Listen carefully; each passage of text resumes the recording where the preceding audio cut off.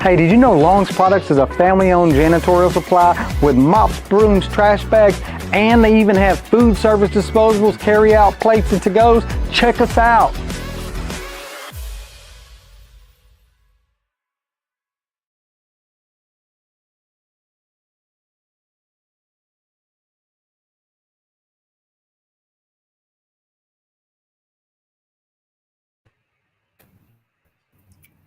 We are live. Good evening, everyone. I'm Jack, and I'm joined with me tonight with 4 nervous Zetas, and so I want to put my a little serious over there. And I want to welcome y'all to the Let's Talk show here on Urban Cast. Tonight, we are honored to welcome the representatives of Zeta Phi Beta Incorporated, Zeta Phi Zeta Chapter, including Tamikia Frazier. Ms. Williams is not with us tonight. Felicia Moorhead, Patricia Celestine, and Ms. Tabitha Meeks are going to be here tonight with us. They're here to discuss their upcoming Human Trafficking and Awareness Event happening on May the 15th at the Westside Regional Library here in Alexandria. This important program will help the public learn the signs of potential and signs and potentially save lives. We invite everyone watching to comment with your questions, and we definitely ask that you like and share and comment on this broadcast so more people can join the conversation. Let's go ahead and get started. For our viewers who may not be familiar with the Zeta Phi Beta, Zeta Phi Zeta Chapter, can y'all introduce yourselves and tell us a little bit about the organization? Yes, I'm Tabitha Meeks. I'm with Zeta Phi Zeta Chapter. I've been in Zeta for 12 years. This is our mental health committee. And this year for mental health, we want to discuss about human trafficking. So I'm the chair of the committee, and this is my Saras that is on the committee. All right. I'm Patricia Celestine. I've been a Zeta for 24 years. 24 years. Yes. Good evening. I'm Felicia Moorhead. I've been a Zeta for 5 years. Uh-huh. And I'm Tamikia Frazier. I've been a member of the Zeta Phi Zeta Chapter for 12 years. 12 years. All right. So collectively, we got some age here on. Yes. Yep. Hey, Tabitha, can you tell us a little bit about what inspired the chapter to focus on human trafficking awareness this year? And I know that the Zetas is big on service. I mean, that's what one of y'all founding principles of service, that kind of stuff. So what made y'all decide to work on human trafficking this year? I guess it's more of whenever my president asked me to chair the committee, and it's something that I guess we really never just talked about, and that's part of our international platform, which is mental health. Mm-hmm. And so human trafficking is something I just think we don't really talk about. And I also work within the, different agencies with different, not just only children, but adults. And so what inspired me is that, you know, I have teenagers. I have a 22-year-old, a 17-year-old, and a 4-year-old. So when I see kids that I know that had used to play ball with my daughter, went to school with my daughter, and they go missing. And I used to ask my daughter, like, what to? So that was just something that I've always was kind of passionate about. And I also have worked with individuals who has been trafficking, that came out of trafficking, and is still probably is at high risk of being trafficked. So I just think it's so just within the Black community also too, of women, or not even just women, but boys like us too. So not just, you know, just kind of want to make the community more aware about what's going on. Because if you see on the news, you know, you see the kids are missing, they done ran away, and then all of a sudden they come back, and I'm like, where did they go? It's like it was a trend of children being missing and running away. So I was just kind of wanted to kind of shed some light on that. Mm-hmm. Anybody else have any comments about that? You I guys. think the brown and black community do not always get the information out to others about how we are affected by sex trafficking.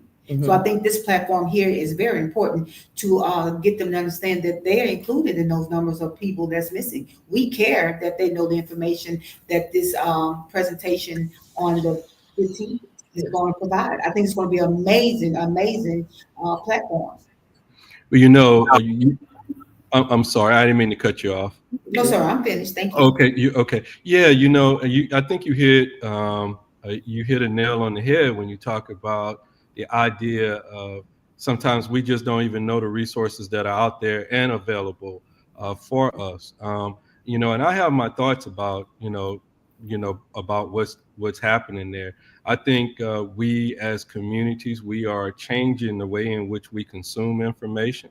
And I think a ton of organizations who are in this social space, they're offering awesome services out there, but the people who actually need to consume it, who need to hear it, don't hear it because they don't consume the information the way, we traditionally used to, traditional TV, traditional radio, we have to. So I'm so glad that we can, help facilitate what you guys have going on. Let's talk about the event itself. What can attendees expect on the 15th? Wow, I'm glad you asked. The attendees can expect a whole variety of good questions, good answers. Prevention is the biggest key in all of this sex trafficking. We can explore some of the vulnerabilities, identifications of the risks, understanding the warning signs, and the effectiveness of resources that's out there to them that they may not be aware they know about in our community. Mm-hmm. That's right, Felicia. All right. You've assembled an impressive panel. When I was looking at who some of the folks that you guys have on the panel, I was like, man, I know some of these people, so they ain't playing some serious heavy hitters over here. Yeah. I like to say they have a lot of alphabets behind them. Yep. Yeah. Can you introduce and can you tell us about, some of the future speakers, briefly explain their expertise and what all they're bringing to the table? Sure. So we were very strategic and intentional about the panel that we chose. We wanted to ensure that we chose individuals with a wealth of knowledge on this topic. So again, we were very strategic in choosing this panel. So our panel will consist of Dr. Frances Powell, who is a licensed master social worker. Dr. Powell has over 20 years of experience in higher education instruction, having taught in undergraduate, graduate, and doctoral programs. He has clinical practice experience in mental health, corrections, and working with veterans with PTSD. He also has several scholarly publications, and he's just extremely passionate about conducting research, which in the field of social work is essential to enhancing the well-being of others and communities. So he's our first, he's first on the lineup. And then we have Ulissa Edwards and Rachel Austin. They are with the Children's Advocacy Network in the anti-trafficking field. Ms. Edwards, she's also a social worker, and she serves as a child and youth trafficking care coordinator. And then Ms. Austin, she is a licensed master social worker, and she also serves in the same role as child and youth trafficking care coordinator. Then we have Miss Ashley Rubin, again, another social worker. She has extensive experience in child welfare and advocacy. She currently serves as a human trafficking consultant with the Department of Children and Family Services. Now, she was actively involved in the implementation of Act 662, which focuses on identifying and responding to cases of human trafficking. And then last but not least, we will have representation from law enforcement. So again, a pretty heavy lineup, and we are just ecstatic about the wealth of knowledge that our panel will share to bring awareness on this topic. Well, and this is kind of like off our beaten path a little bit, but it sounds like we're well staffed here in this area to deal with the whole concept of human trafficking. So it must be real here as well. You know what I mean? Or we wouldn't have those assets in place to deal with it. So although we're not talking about it a lot, it has to be real. Many people think trafficking only happen in big cities, overseas. How real is this issue in communities like Alexandria and central Louisiana as a whole? Mm-hmm. Well, human trafficking is a pressing issue in central Louisiana, including Alexandria. It's not just confined to large cities or overseas. And actually, it's a common misconception that human trafficking only occurs in large cities. But in reality, it occurs in rural areas as well as suburban communities as well. In fact, trafficking can occur wherever people are. If there are people there present, trafficking can occur. So smaller towns may even be targeted because of the lack of resources. We have fewer resources and, perhaps fewer law enforcement. So because we're in a smaller town, we can be targeted. So to answer your question, human trafficking is significant and it's an ongoing issue in Alexandria, right here in Alexandria, Louisiana. We've had multiple high profile cases and investigation in the recent years. So that lets us know these cases highlight that human trafficking is a real and present issue here in Alexandria. You're right. Mm-hmm. Well, you definitely we have to believe that. How can community members, especially parents and teachers, help prevent trafficking and protect youth? Because they appear to be some of the most vulnerable out there. And I would venture to say not just girls, but boys as well. Yes, correct. That's kind of a misconception as well, that boys are not trafficked, but they are. But like for parents, you have to be a safe place for your children to be able to communicate with, that they can feel safe coming to you and talking to you about any and everything. Not just, the good times or bad times or somebody's bothering them. Teachers, I'm a teacher. So my kids at school, I feel I'm a safe place for a lot of them because they'll come to me, and talk to like different things like Ms. Celestine, can we just talk about some things? So if you are a safe space for them, they're more likely to confide in you. Especially when they can't confide in their parents. But you guys as teachers, y'all are definitely right there on the forefront with them all day long. So it's like it's an extension of home when we send them. It's a double thing because I'm a social worker as well as a teacher. So I'm gonna add something to this as well. I think it's important that students in the minority communities have someone that look like them that they can go and confide in. Because when I was in school, that wasn't the case for us as being a minority or brown person to go confide in one of our teachers. However, at Palmer Junior High, Mr. Lemon Coleman made sure that we had people that look like us that we can relate to, can help us with different issues that we may be facing, that we would not be comfortable sharing with others that doesn't look like us. So I think that's important that the school system have realized that they need minority teachers in the school system to help these kids be able to relate.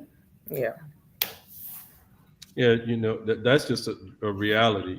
People tend to gravitate to what they feel comfortable with, and typically it's the people that look like you that you feel like you can confide in. And likewise, those folk need to be trained in the in-service and things that you guys are getting in the classroom over there, to spot these kind of things. If a young man, young woman they're doing something weird, y'all want to be able to pick up on it. I know we ask y'all to do a whole lot, but y'all do see them all day long. So Yeah. So I think we ought to make sure we give y'all a lot of training too. You know what I mean? Yeah. Yeah. But for someone who might suspect trafficking but isn't sure what to do, what advice would you guys give? I would say trust your instincts. You know, if you feel that way, trust your instincts. Look for those key signs.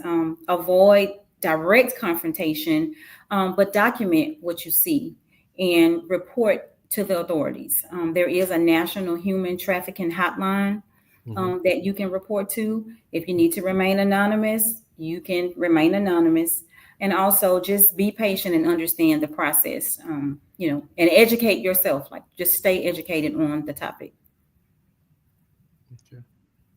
But beyond attending the event the event itself, what can our viewers and the people who may come back and maybe just read about what's going on,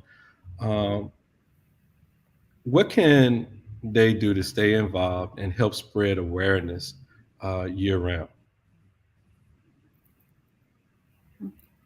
What you're correct. Raising awareness and taking action is a year-round commitment. That's something that we all are committed to, not just during the mental health, not just during trafficking awareness, but it's a year-round commitment. So some different things that we can do in the community. We can advocate for policy change. A lot of times we need to make change, impact change through policy. You know, we can't always talk about it. We have to have something to support us, and that can be through a law, so through policy changes. Supporting, there are some anti-trafficking organizations that we can join and support as partners with those organizations. We can also host and participate in awareness events like the event that we have on May 15th. So we can participate in those types of programs and support our survivors. We have survivors, you know, right here in our communities. And so we need to support those survivors as well. And then also we need to teach our youth, you know, and teach the school. We need to provide education as well. I'm sorry. No, I was just getting some input. Also, you know, Jack, we had spoke about, you know, how I've worked with a lot of high-risk teens. And I find that, you know, there's one particular young lady I was working with that, you know, they did an assessment and she was at risk of being trafficked because the things she was doing was just outrageous. And I talked to her a lot. I tried to encourage her. And I know, and a lot of these kids are missing something in their life. They're looking for that attention. And, you know, when I was speaking to Miss Rachel with CASA, it starts off with, you know, they'll feed them in, make them feel comfortable, this and that. And it's not just social media, it's in home. It's not just family. It's every entity that you would not even think of. And Snapchat, I didn't realize Roblox, whatever that stuff the kids Roblox, you know, they be connected with different people within that game.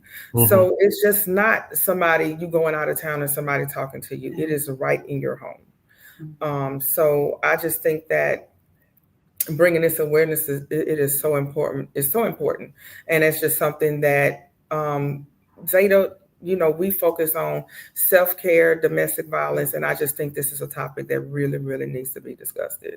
And tell a friend, bring a friend. So yes. Bring a friend. And you know, you guys hit on it earlier, that proactive approach to this thing, and making sure that our kids are aware, that they could be easily lured into something, and here we are, trying to find them and all of that kind of good stuff. And it's kind of sad, but a lot of times when people say parents need to, it's time for us to start taking action, stepping up, and taking that responsibility ourselves. And that means a lot of us, your kids get the smartphones and all that kind of good stuff, but we have to begin taking a look at the apps that some of our kids even on games that the teenagers play, they have adults on there that they plan to so that is an issue as well. But you never know who's on the other side of no, you don't. Like a 13-year-old girl or boy when it could actually be like a 45 or 50-year-old, a pedophile. and they don't know that. They don't understand that. We do as adults, but as children, they don't understand it. And you have to provide the long-term care for the ones who have been trafficked for afterwards, with the things they have to deal with, that happened to them while they were away. Yes. And they can't explain it to their parents or to someone, that they're close to. Yes. And even like with counseling, they may have, go into counseling. They might not talk to their counselor for the first 5 sessions, but parents have to know they have to continue to take them. Just because they won't talk, they have to continue to take them until they talk, because they could be eating them up inside and they cause it suicide. And they blame themselves for something that they were innocent and had, it was not their fault, but they will blame themselves for it happening to them. And you have to be able to just comfort your child or baby, any child, to make them feel, cared for, and that it wasn't their fault. That's a very important, an extremely important thing, about that long-term paying attention, sticking with it, and just being proactive. I mean, because you're dealing with 2 things. Number one, we would hope we get rid of it by being on that proactive end, and just our kids can learn to just avoid it. But even if they do succumb to it, you still have to make sure we're providing the right resources and things like that, and make sure that we follow through with it.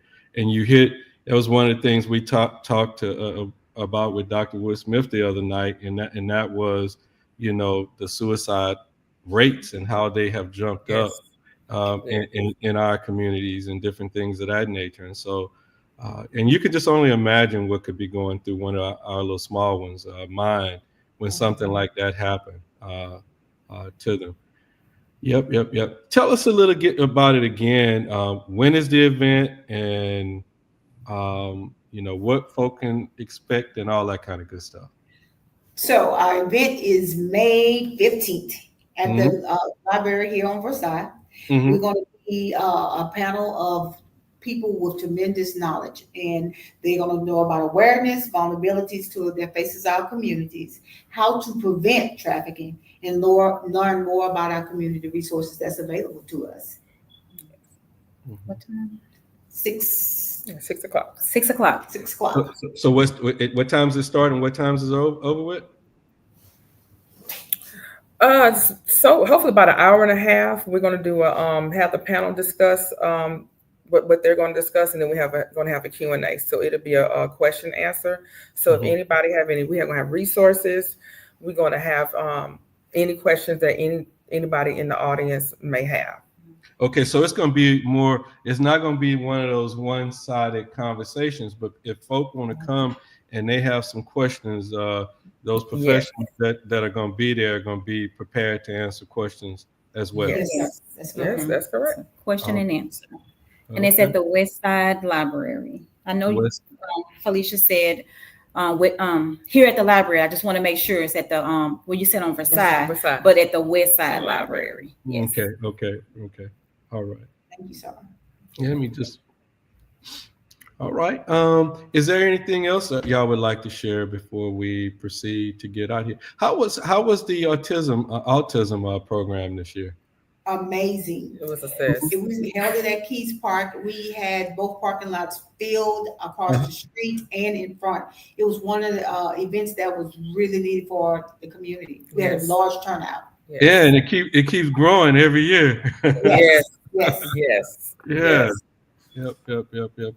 Well, with all of that stuff that you guys are doing in the community, we definitely want to say thank you from the team over here at UrbanCast. And anytime y'all have anything like this going on, don't hesitate to reach out to us. And and if there's anything that we can do to help y'all spread that word, we're definitely on board to do just that. I know we can't do it without all of us working together. That's right. All right. And I'm gonna ask y'all one more time. Is there anything that Zeta's got going on that y'all really want to throw? What anything going on this summer, or We're taking a break. Our last at the end of June. Y'all, everybody know in the community we stay busy. We are busy. So we just definitely we thank the community for support, because everywhere we go is the Zeta's doing, and a lot of people in the community are asking for our help. So even CASA said, we want to partner with you guys, whatever we need to do to get this word out and do some other things. So yes, we're taking a break. And you said CASA, right? Yes, CASA. All right. So that's court-appointed special advocates, right? Yes. Yes. All right. Okay. All right. So And I did want to add, I don't know if we said this in the beginning. However, May is Mental Health Awareness Month, and so this event that we're putting on is in honor of Mental Health Awareness Month. Yes. So we are focusing and talking about human trafficking. However, that's in collaboration with Mental Health Awareness Month, because believe it or not, the two, they do tie in together. Yes. So for those who come out to our event, you can learn how the two collaborate and how they have relation to one another. Yes. So this is Mental Health Awareness Month, and we as Zeta Phi Zeta Chapter are celebrating and bringing awareness to mental health. Mental health. Okay. All right. All right. Cool. I think you guys are knocking on the on a subject that we can't talk about enough in our community. Yes. And I just thank y'all for helping us to help y'all get it out there. That's for sure. Thank you. Thank you for getting it out there for us. We appreciate it so much. No word. Before we close, I want to sincerely thank Tamika, Felicia, Patricia, and Tabitha for actually joining us here this evening, and for y'all's commitment to tackling this issue of human trafficking right here in Central Louisiana. I encourage all our viewers to get involved and attend this event on May 15th. Educate yourselves and share what you've learned with others. That's the best way we can continue to get that kind of information out there. A special thank you to our Let's Talk Show followers and sponsors, Sattler's Towing, Long's Product, and legendary Kung Fu and Tai Chi. Also, a reminder, the next major election is in Louisiana, is in October. Our commitment, because we had such a low turnout on Saturday, until I'm starting to say it right now. So I hope y'all don't get mad at me, because I know y'all are voting as well. So. Yes. Yes, we actually have a committee for that too. So we own it. Huh? The next one is in October. So everybody need to be aware of getting out there and vote. We cannot change some of the situations that we are dealing with if we do not get out there and go vote. So we got to take that responsibility ourselves and help our communities move forward. The other thing I want to definitely remind everybody is that that voting part is going to come in October, but what we can do right now is we can get out here and go attend a city council meeting. We can get out and go attend a police jury meeting or a school board meeting. All of them. All of them are exciting right now. They all got some issues. So get out there and go sit and just listen and learn and different things of that nature. Again, I want to thank y'all tonight. A special thank you to Zeta Phi Beta and all of the good stuff that y'all are doing in the community, and to everyone who's watching. We definitely want to say thank you to you guys as well. And if you can, make sure if you're coming in now, do us a favor, hit that share button, hit that comment button, because the more you guys are talking, the way Facebook's algorithm works, the more people hear about what's going on. Again, I want to thank you guys. If you guys can just hang on one quick second, I'm going to go ahead and end this stream. Thank you for having us. Thank you for having us. Good night. You're so welcome. Hey, did you know Long's Products is a family-owned janitorial supply with mops, brooms, trash bags, and they even have food service disposables, carry-out plates, and to-goes? Check us out.